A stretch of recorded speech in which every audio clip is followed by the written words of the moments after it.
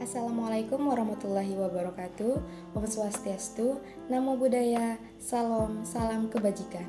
Perkenalkan, nama saya Melianti dengan NIM A1B022165. Di sini saya akan menjelaskan pengertian pemimpin atau kepemimpinan secara harfiah dan dari beberapa ahli.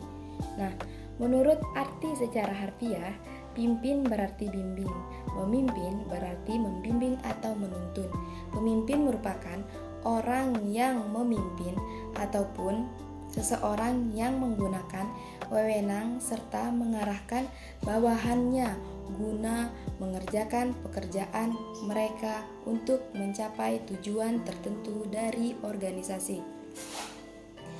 Nah, kemudian definisi kepemimpinan dari beberapa ahli yaitu yang pertama, menurut Stoner buka kurung 1996.2161 menyatakan bahwa kepemimpinan adalah proses mengarahkan dan mempengaruhi aktivitas yang berkaitan dengan pekerjaan dari anggota kelompok.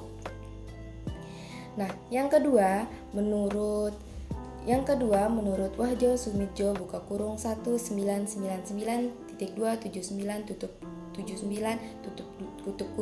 bahwa seorang pemimpin memiliki kecerdasan, pertanggungjawaban, sehat dan memiliki sifat-sifat antara lain dewasa, keleluasaan, hubungan sosial, motivasi diri dan dorongan prestasi serta sikap hubungan kerja kemanusiaan.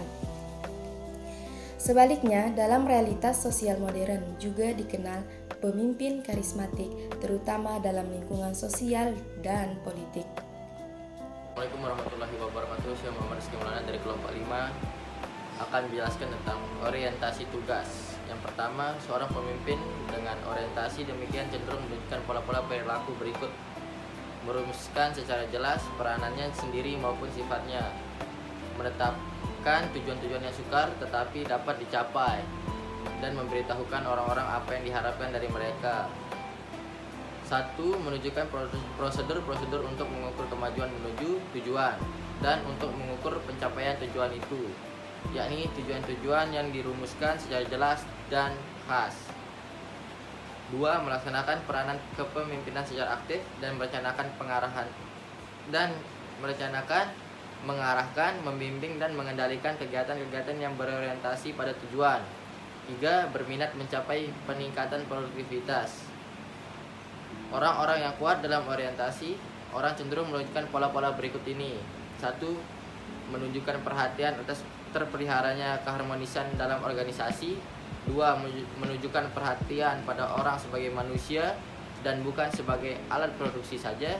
3. Menunjukkan pengertian dan rasa hormat pada kebutuhan-kebutuhan, tujuan, keinginan-keinginan, perasaan, dan ide-ide karyawan. Mendirikan komunikasi timbal balik yang baik dan dengan staf, menetapkan prinsip penekanan ulang untuk meningkatkan prestasi karyawan, menciptakan suatu suasana kerja sama. Perkenalkan, nama saya Niko Magnanda Aryanita, nomor induk mahasiswa A1B 022185 akan melanjutkan presentasi mengenai kepemimpinan dengan manajer. Kepemimpinan adalah bagian dari manajemen. Pengelolaan adalah bidang yang lebih luas dibandingkan memimpin dan dipusatkan pada masalah perilaku maupun non-perilaku. Kepemimpinan terutama ditekankan pada isu perilaku. Aktivitas dari wirausahawan efektif adalah sebagai berikut.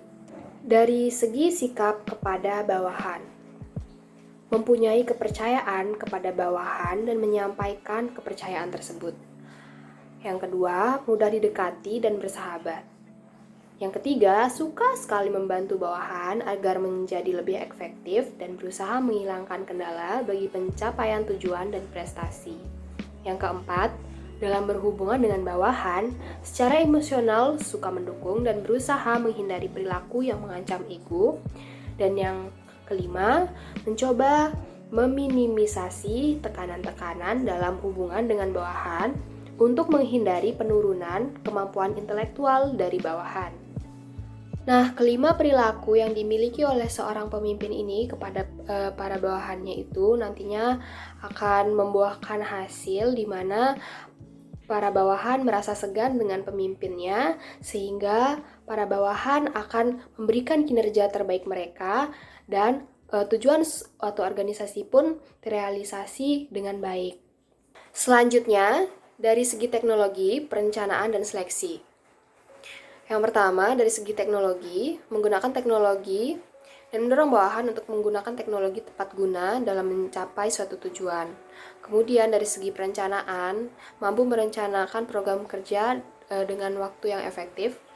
Dan yang terakhir, dari segi seleksi, memilih bawahan dengan kualifikasi yang tepat.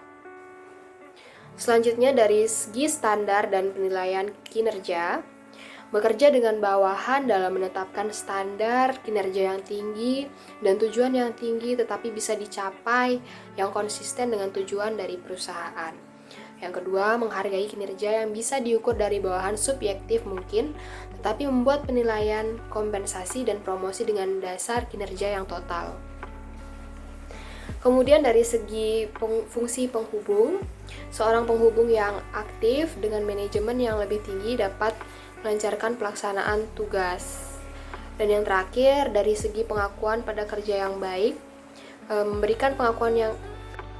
Oke, selanjutnya kita masuk ke pembahasan berikutnya, yaitu yang keempat, dari segi fungsi penghubung.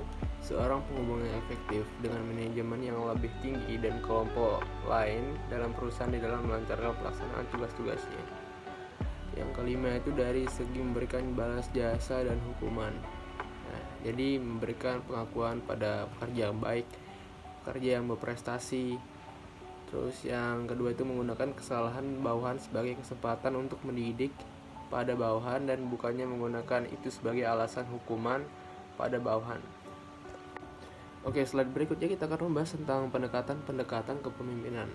Jadi pendekatan sifat kepemimpinan itu merupakan perilaku kepemimpinan menganggap bahwa pemimpin yang baik adalah dilahirkan, bukannya diciptakan. Pemimpin yang berhasil cenderung memiliki karakteristik sebagai berikut. Yang pertama itu ada kecerdasan, termasuk kemampuan menilai dan verbal. Yang kedua itu ada prestasi di masa lalu dalam bidang pendidikan dan olahraga. Yang ketiga itu adalah kematangan dan stabilitas emosional. Dan yang keempat itu adalah ketergantungan, ketekunan, dan dorongan untuk mencapai prestasi yang berkesinambungan.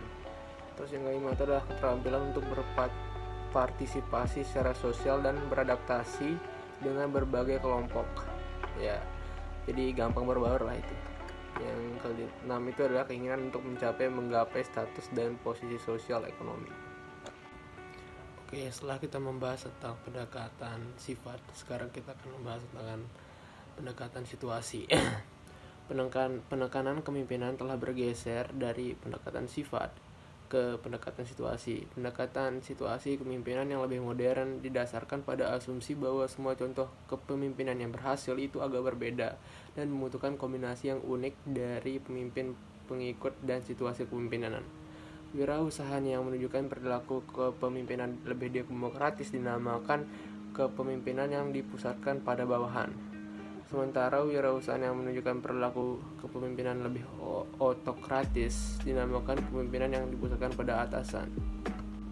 Nah, yang selanjutnya itu adalah penentuan prosedur pembuatan keputusan sebagai pemimpin. Jadi dalam suatu kepemimpinan atau seorang kita memimpin sesuatu tersebut, tentunya kita harus berpandai dalam membuat suatu keputusan yang baik untuk segala kelompok, untuk segala instansi yang dapat diterima oleh seluruh anggota organisasi ya. Jadi ada 3 faktor atau kekuatan utama yang mengaruhi penentuan wirausahaan tentang perilaku kepemimpinan. Mana yang akan digunakan untuk membuat keputusan adalah yang pertama itu kekuatan dalam diri wirausahaan. Ya, nilai-nilai wirausahaan seperti arti penting efisiensi organisasional bagi wirausahawan, pertumbuhan pribadi, pertumbuhan bawahan, dan laba perusahaan. Jadi itu perhatikan lagi faktor-faktornya. Terus yang B itu tingkat kepercayaan wirausahaan pada bawahan. Yang C itu adalah kekuatan pemimpin dari wirausahawan itu sendiri. Yang keempat adalah toleransi terhadap kemenduaan atau ambiguity. Terima kasih. Perkenalkan, nama saya Nadila Putri. Saya akan melanjutkan materi dari teman saya yang kedua, kekuatan pada bawahan. Seorang wirausahawan mungkin bisa meningkatkan keberhasilan sebagai seorang pemimpin dengan memberikan kebebasan yang lebih besar kepada bawahan dalam pembuatan keputusan. Seperti A. Jika bawahan-bawahan mempunyai kebutuhan saling ketergantungan yang relatif tinggi. B. Jika bawahan mempunyai ketepatan untuk menerima tanggung jawab dalam pembuatan keputusan. Yang C. Ada jika bawahan tertarik pada masalah dan merasa bahwa masalah itu penting. Yang D. Jika mereka mengerti dan mengidentifikasi dengan tujuan-tujuan dari organisasi. Yang E. Jika mereka mempunyai pengetahuan dan pengalaman yang dibutuhkan untuk berhubungan dengan masalah. Yang F. Jika mereka telah belajar untuk berbagi dalam pembuatan keputusan. Kemudian yang ketiga, ada kekuatan-kekuatan pada situasi atau keadaan. Kekuatan yang mempengaruhi ketepatan hati wirausahawan tentang bagaimana membuat keputusan sebagai seorang pemimpin adalah kekuatan dalam situasi kepemimpinan. Kekuatan dalam situasi kepemimpinan dapat diuraikan dari beberapa faktor. Faktor yang pertama ada faktor organisasional, seperti ukuran kelompok kerja dan distribusi geografisnya menjadi penting dalam memutuskan bagaimana pembuatan keputusan sebagai seorang pemimpin. Kelompok kerja yang sangat besar atau pemisah geografis yang sangat luas dari kelompok kerja tersebut bisa membuat corak kepemimpinan yang dipusatkan pada bawahan menjadi tidak praktis. Yang B, ada faktor efektivitas anggota-anggota kelompok bekerja sama. Untuk tujuan ini, seorang wirausahawan harus mengevaluasi isu-isu seperti pengalaman kelompok dalam bekerja bersama dan derajat kepercayaan yang dimiliki oleh anggota-anggota kelompok dalam kemampuan mereka di dalam memecahkan masalah sebagai suatu kelompok.